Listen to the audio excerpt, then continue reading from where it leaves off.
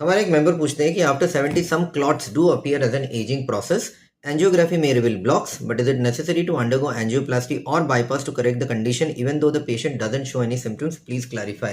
तो बेसिकली ये पूछना चाहते हैं कि अगर किसी की उम्र 70 से ज़्यादा है और ऐसे सिचुएशन में अगर हम एंजियोग्राफी करते हैं तो कुछ ना कुछ तो ब्लड क्लॉट्स मिलेंगे ही, तो क्या इसके लिए आगे एंजियोप्लास्टी या बाईपास जैसा ट्रीटमेंट करना ज़रूरी है या नहीं?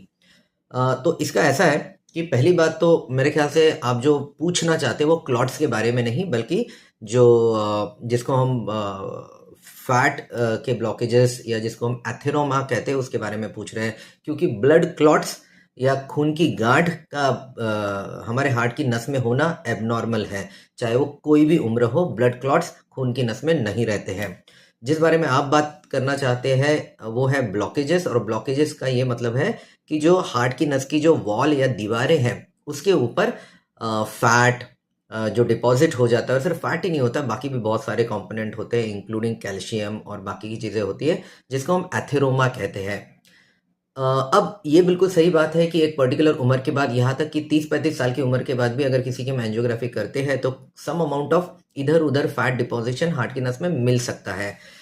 जहां आप पूछ रहे हैं कि बात 70 ईयर्स के व्यक्ति की है, तो लेट मी टेल यू, ये सिर्फ इस पर डिपेंड नहीं करता डिसीजन कि कुछ आगे क्या ट्रीटमेंट होना चाहिए, कि ये एंजियोग्राफी किया है तो इसमें क्या ब्लॉकेज निकले हैं. सिर्फ इस पर डिपेंड नहीं करता है, बहुत सारी दूसरी बातें भी देखनी पड़ती है, जैसे कि एंजियोग्राफी किया ही क्यों गया था, क्या उस व्यक्ति को सच में कुछ तकलीफ था या नहीं. अब आप कह रहे हैं सवाल में कि उसको कुछ तकलीफ है ही नहीं, तो मुझे लगता है कि एज अ रूटीन आप पूछना चाहते हैं किसी का अगर रूटीन एंजियोग्राफी का टेस्ट है और ब्लॉकेज निकले तो क्या करना.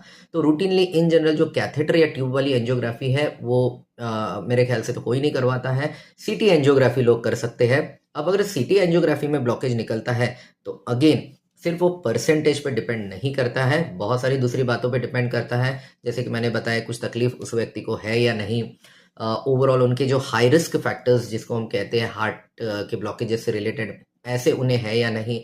अगर हम कह रहे हैं कि उनको तकलीफ नहीं है तो बहुत बार ऐसा हो सकता है कि उस व्यक्ति की ओवरऑल दिन भर की एक्टिविटी हालचाल इतना ज़्यादा है ही नहीं कि हार्ट पे कुछ स्ट्रेस या प्रेशर आए. तो हो सकता है ब्लॉकेज होने के बावजूद भी उनको पता नहीं चल रहा है या सिम्टम्स नहीं आ रहे हैं, क्योंकि हार्ट पे ज़्यादा प्रेशर पड़ ही नहीं रहा है उनकी लो लेवल ऑफ एक्टिविटी की वजह से. इसके अलावा दूसरा कि उनके ईसीजी में क्या फीचर्स हैं, उनके 2D एको में क्या फीचर्स हैं, तो इन सब बातों को देखना पड़ता है, और सारी बातों को देखने के बाद ही ये डिसीजन लिया जाता है कि उस व्यक्ति का आगे का ट्रीटमेंट क्या होना चाहिए, सिर्फ दवाई या एंजियोप्लास्टी या बाईपास. सिर्फ क्योंकि उम्र 70 है इसलिए कुछ नहीं करना, ऐसे इस तरह से डिसीजन नहीं लिए जाते हैं.